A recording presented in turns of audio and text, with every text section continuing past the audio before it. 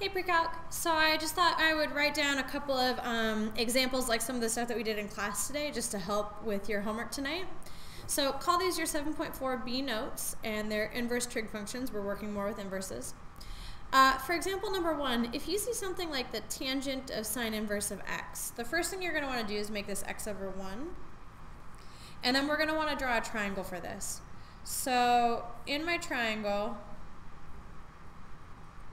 sine is opposite over hypotenuse, so my opposite side is x, and my hypotenuse is 1. Now, to find the missing leg in my triangle, I'm going to have to use the Pythagorean theorem. So a squared plus x squared equals 1 squared. So let's see, I'm going to take x squared away from both sides, so I get 1 minus x squared. And then I square root both sides, and I find that the adjacent side is equal to the square root of 1 minus x squared. Now remember, we can't square root both of these terms because we have a subtraction sign in the middle, so we're stuck here. So this adjacent side is 1 minus x squared, the square root of 1 minus x squared. And now recall that inverse functions always equal an angle. So this sine inverse right here is equal to theta. And I'm going to bring the tangent down. So what I'm really trying to find on this problem is the tangent of theta. Well, tangent is opposite over adjacent, so I'm going to take the opposite side over the adjacent. So opposite is x, the adjacent is the square root of 1 minus x squared. And then since it's not okay to leave a square root in the bottom, we need to rationalize by multiplying top and bottom by 1 minus x squared, or the square root of 1 minus x squared.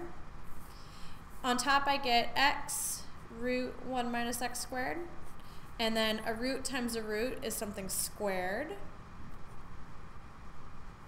So I get that square root squared, which causes the square root to cancel out, and I'm left with x square root 1 minus x squared over 1 minus x squared. And I'm done. Doesn't look great, but that's the answer. We've written this trig function as an algebraic expression in terms of x. Okay. Another example that just looks a little bit more complicated but really is just kind of the same thing. Put 1s underneath both of the x's. And now since I have two inverse functions, these two functions are going to be equal to two different angles. So I'm going to call the tan inverse, I'm going to label it alpha, and I'm going to make the sine inverse be beta. And I'm going to do two triangles, one triangle for each inverse. So for my alpha triangle, tangent is opposite over adjacent, so opposite is x, adjacent is 1. And by the Pythagorean theorem, then this would be 1 plus x squared, if I worked out my a squared plus b squared equals c squared.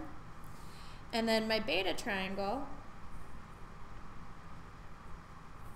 sine is opposite over hypotenuse, and this is the same triangle that we just did above, so I know that this is 1 minus x squared. So now, let's see, cosine of alpha minus beta is a subtraction formula. So this is cosine alpha, cosine beta, plus sine alpha, sine beta. And now I can use my triangles to fill out my cosines and my sines.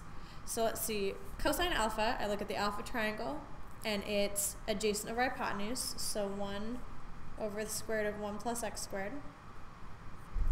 Cosine beta is the square root of 1 minus x squared over 1. Sine of alpha is x, my opposite side, over the square root of 1 plus x squared. And then sine of beta is x over 1, opposite over hypotenuse, opposite over hypotenuse.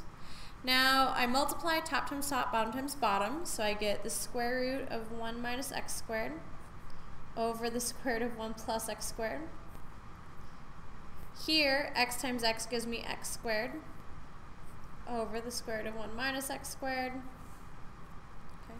I have a common denominator here because they're both the same root, so that means I have x squared plus the square root of 1 minus x squared over my common denominator.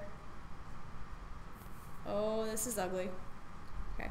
And technically right now I should rationalize. So to rationalize, I need to group the top together with parentheses. I'm going to multiply top and bottom by 1 plus x squared. Oh, this is so ugly. The denominator is just going to be 1 plus x squared. And when I multiply this into the root, I get x squared times the root.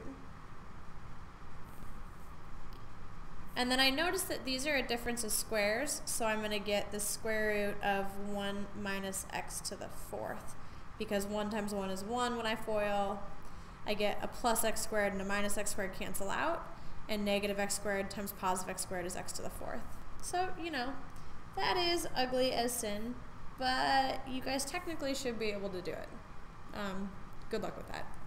You guys, no, seriously, you guys can do this. Anyway, I will have a couple of problems up on the blog for you guys to work through, so make sure you get these down as notes, and then I will see you guys tomorrow. Thanks.